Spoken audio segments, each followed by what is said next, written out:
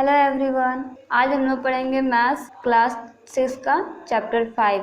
Chapter 5 है basic geometrical ideas. ठीक है, ये बेसिक ज्योमेट्रिकल आइडियाज का पार्ट 4 है।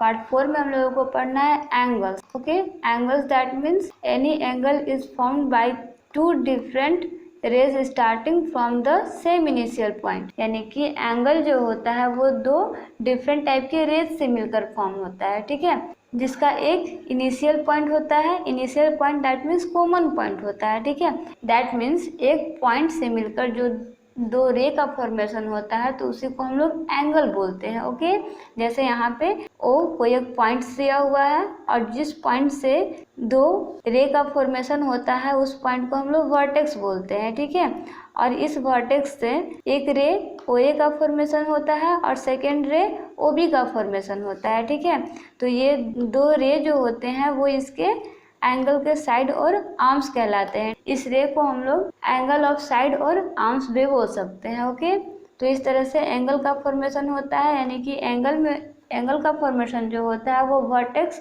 एंड रे से मिलकर होता है। ठीक है, बेसिकली एंगल्स दैट मीन्स जिसका कोई एक कॉमन पॉइंट हो और जिसका दो रे हो। ठीक है, तो उसको हम लोग एंगल बोलते हैं।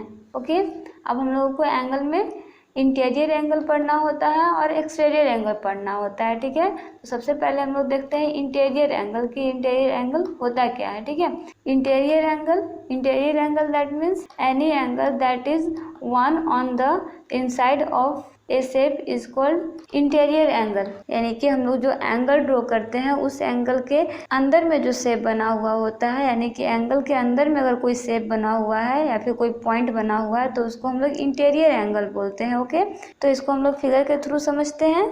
तो फिगर इज दैट, जैसे यहाँ पे एंगल बना हुआ है, एंगल AOB, ये एक एंगल बना हुआ है और एंगल में Q जो है वो इसका इंटीरियर पॉइंट दिया हुआ है क्योंकि ये शेप के अंदर में है। ठीक है, नेक्स्ट होता है एक्सटीरियर एंगल। ठीक है, एक्सटीरियर एंगल क्या होता है, तो any angle that is on the outside of A shape is called exterior angle. कोई भी शेप जो एंगल के आउटसाइड में होता है, आउटसाइड में दैट मीन्स बाहर होता है, तो उसको हम लोग एक्सटीरियर एंगल बोलते हैं। जैसे यहाँ पे एस जो है वो एंगल के आउटसाइड में दिया हुआ है तो इसको हम लोग एक्सटीरियर एंगल बोलेंगे। ओके, नेक्स्ट होता है common boundary.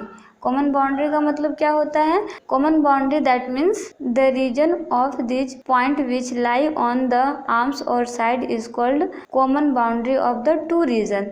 That means common boundary वो होता है जो किसी आर्म्स या साइड में पॉइंट बने हुए होते हैं। ठीक है, यानी कि कोई भी दो रीजन दिया हुआ है यानी कि आर्म्स दिया हुआ है तो उस आर्म्स में कोई पॉइंट्स बना हुआ है तो उस पॉइंट को हम लोग कॉमन बाउंड्री बोलते हैं। ठीक है, जैसे OA यहाँ पे कोई एक रे है और OB यहाँ पे कोई एक रे है। ठीक है, तो इस तरह से यहाँ पे दो रे का फॉर्मेशन हुआ है तो इन दो रे में जो जितने भी पॉइंट्स आते हैं उसको हम लोग कॉमन बाउंड्री बोलते हैं। जैसे OXAYB, ये जो पॉइंट्स होंगे वो इनके कॉमन बाउंड्री हो जाएंगे। ठीक है, तो जो भी पॉइंट इस आर्म्स या साइड में होते हैं उसी को हम लोग कॉमन बाउंड्री बोलते हैं। ओके, तो इस तरह से हम लोग एंगल पढ़ते हैं, exterior angle, interior angle and common boundary पढ़ते हैं। ठीक है, बेसिकली एंगल में हम लोगों को सिर्फ इतना देखना होता है कि एंगल होता क्या है। तो एंगल सबसे पहले हम लोग जानते हैं कि एंगल जो होता है वो एक तो साइड से मिलकर बना होता है और दूसरा वर्टेक्स यानी कि इनिशियल पॉइंट से मिलकर बना होता है। ठीक है, यानी कि जिसमें एक कॉमन पॉइंट होता है और दो रे होते हैं तो उससे एक एंगल का फॉर्मेशन होता है। ठीक है, इंटीरियर एंगल में जो होता है वो एंगल के इनसाइड में जो शेप बना हुआ होता है या फिर एंगल के इनसाइड में जो पॉइंट होता है उसको हम लोग इंटीरियर एंगल बोलते हैं। और एक्सटीरियर एंगल जो एंगल के आउटसाइड में जो पॉइंट होते हैं या फिर एंगल होते हैं उसको हम लोग एक्सटीरियर एंगल बोलते हैं। ठीक है, और कॉमन बाउंड्री दैट मीन्स जो पॉइंट रे पर लाइज होता है यानी कि जो हम लोग साइड बनाए हैं उस पर लाई होता है, यानी कि जैसे O हो गया, X हो गया, A हो गया एंड Y और B हो गया, ये सारे जो है वो साइड पे बने हुए हैं तो इन सारे पॉइंट को हम लोग कॉमन बाउंड्री बोलेंगे। ओके, तो इससे रिलेटेड हम लोग एक क्वेश्चन को सॉल्व करते हैं। Question is that name each of the angle in the 4 different way.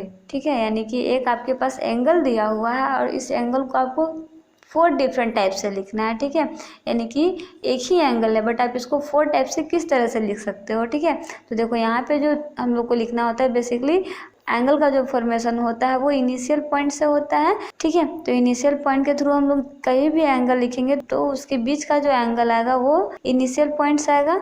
जैसे एंगल AOB, तो बीच में क्या आ रहा है, O आ रहा है। O क्यों हम लोग लिखते हैं, क्योंकि ये कॉमन पॉइंट्स होता है, ठीक है। तो जो कॉमन पॉइंट होता है वो उसका एंगल होता है, यानी कि उसको हम लोग बीच का एंगल बोलते हैं, ओके। तो इसको हम लोग लिख सकते हैं AOB, एंगल AOB। सेकेंड लिख सकते हैं एंगल BOA, कुछ भी हो लेकिन एंगल O जो है वो ऑलवेज बीच में ही रहेगा, ठीक है। And angle O and angle 1, क्योंकि यहाँ पे एंगल O जो दिया हुआ है इसका वैल्यू हम लोग 1 लिए हैं, तो इसीलिए यहाँ पे एंगल 1 भी होगा और एंगल O भी होगा, ठीक है। तो इस तरह से हम लोग किसी भी एंगल को 4 टाइप से या 3 टाइप से लिखते हैं, ठीक है। अगर मान लो आपको इसमें दिया रहे कि 3 डिफरेंट टाइप्स लिखो, यहाँ पे आप 1 को हटा देना या तो फिर O को हटा देना और 3 डिफरेंट टाइप्स लिख देना, ठीक है। अगर सपोज करो आपके पास 1 नहीं दिया हुआ है, सिर्फ दिया हुआ है AOB, ठीक है। तो एंगल AOB से आप कैसे 3 एंगल का फॉर्मेशन करोगे, तो पहला एंगल हो जाएगा AOB, second angle BOA and third angle O, ठीक है। अगर 2 एंगल आपको फॉर्म करना है तो AOB एंड BOA हो जाएगा। तो इस तरह से इस चैप्टर में आप लोगों को बेसिकली एंगल के बारे में पढ़ना है। नेक्स्ट पार्ट में हम लोग इससे आगे का टॉपिक पढ़ेंगे, ओके। Thank you.